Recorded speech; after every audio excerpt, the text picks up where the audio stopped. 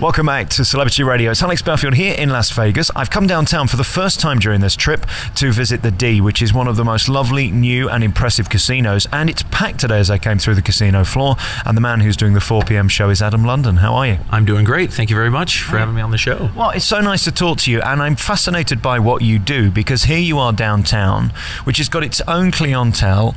It's still as loved today as it was when it originated all those years back. And you've got your own show. You've sort of made it, really, haven't you? Yeah, pretty much. I'm thrilled to be down here and happy to have a job. Yeah, I mean, it's interesting what you do, because you do comedy magic. Outside of Las Vegas, there aren't many gigs for people like you, are there? Nope, no. This is kind of the venue for me here in Las Vegas. I used to do a lot of comedy clubs throughout the United States, all over Canada and Mexico. But it's nice to finally have a steady gig here in Vegas. And again, what you do, I've seen clips on the internet. I'm coming to see you, of course, live shortly, in about 15 minutes, actually. And it's family. It's for all ages. It's for everybody. And that's tough to do in this town, because it is Sin City after all. Are you editing yourself during the show, or is this the true act you want to do? Do you know what? I find myself editing a lot of times. But I mean, when there aren't any children here, I find myself becoming a little more blue. Not too raunchy, because we do get an older crowd in here and they like to have a cleaner show. But it is, I do well edit when I do have youngsters in the audience. So. How would you describe your act? I mean, it's silly in places, but it's also very clever. I mean, under all of the nonsense, there is a magician there, and that's a great skill. So what comes first, the comedy or the magic? It's always been the magic for me, but over the years, the comedy has kind of taken more control over the act. That having worked a lot of comedy clubs and worked a lot of venues where I just needed to be more funny, and I think comedy works better, excuse me, here in downtown Las Vegas than just a simple magic show. There's a lot of people competing now for these 4 p.m. slots, and it seems very wise, because the big shows don't start till 7. So you've sort of cornered the market.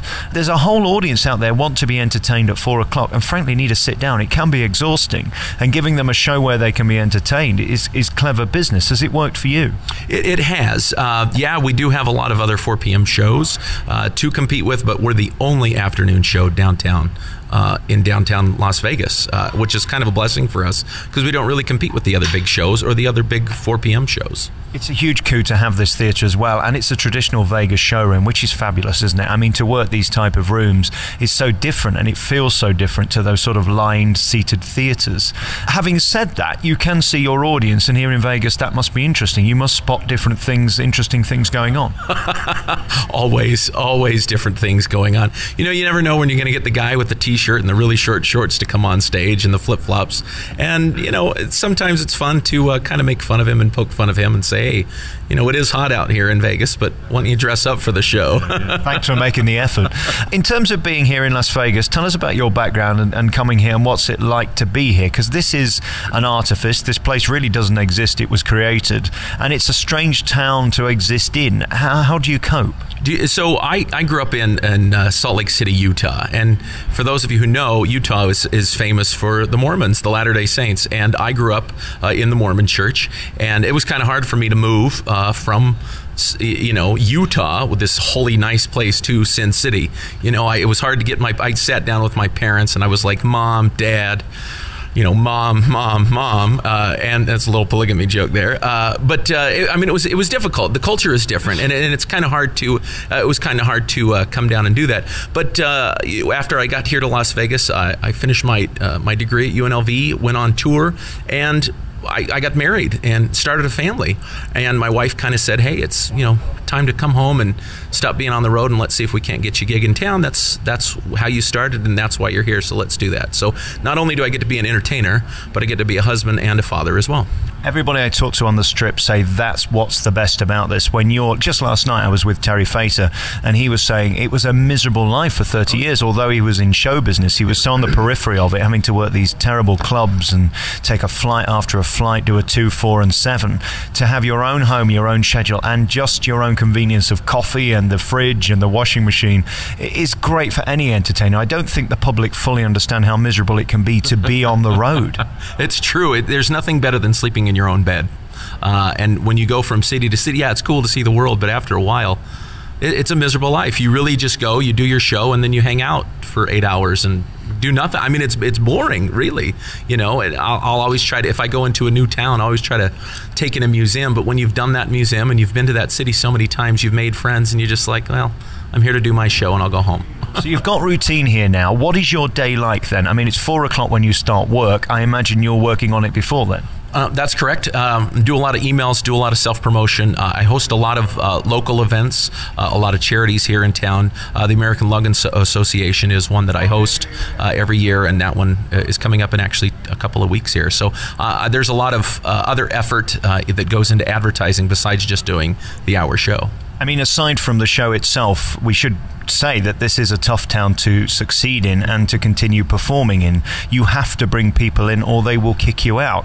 It's unnerving, actually, how cruel this town can be. There are stories of performers finishing their show at 5 or 7 or 10 or in midnight. The next day they come back and the showroom's been cleared. That's correct. That happens more often than not. But we've been kind of fortunate. We've been here a year and a half, and the hotel likes us and the family likes us that owns the hotel, and you know, we're doing okay. It's a great tribute to your talent and to your character as well, isn't it? The fact that they endorse you, because this showroom is here. They could have anybody. This is an entertainer's town. Is it a fun town to perform in? It sure is. And getting to know all of these entertainers, when I was a child coming to Vegas, getting to see like the Osmonds, you know, and now I'm friends with them. You know what I mean? I'm friends with a lot of these entertainers who, as a child, I got to see, and now it's kind of neat to have a friendship, a neighborly friendship with, and you know, be able to call on them and say, hey, you know, what would you do in this situation? Can I draw from your experience? And it must be strange when they know you. That's the oddest thing about show business, isn't it? When they know who you are before you have to tell them. Well, I'll tell you a story. After Donny Osmond won the Mirrorball Trophy for Dancing with the Stars here in the U.S., and I had just started my show, and he knew of me. And he came to one of the events that I was hosting and said, hey, Adam London, how are you? And I went, did my name just come out of Donny Osmond's mouth?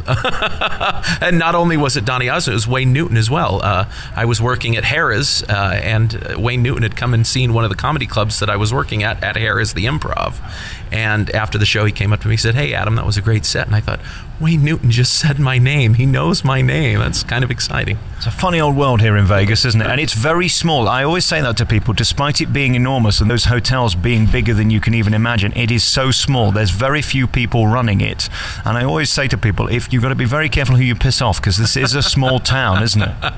Oh, yeah. You never know where your next gig is coming from. Right. And a wise entertainer years ago told me, be nice to everybody, because you never know where your next gig is coming from. And it's also interesting about the audience, isn't it? You can't judge in this town. Just because he's wearing flip-flops doesn't mean he's not a millionaire. That's absolutely right. You never know who you're going to pull up on stage. A couple weeks ago, I had just that. There was a gentleman that was at the show, shorts, T-shirt, simply dressed. He was one of the executives of the animation studios at Disney down in California. So you never know who you're going to get up on stage. I bet you worked your voice that day, just in case. You betcha I did. Listen, I better let you go. It's coming on 3:45. The audience will be here by 4 o'clock, and I'm going to see the show. Adam, really nice to see you. Thank you for having me, and good luck here at the D, 4 o'clock every day. Nice to see you. Thank you. Thank you, too.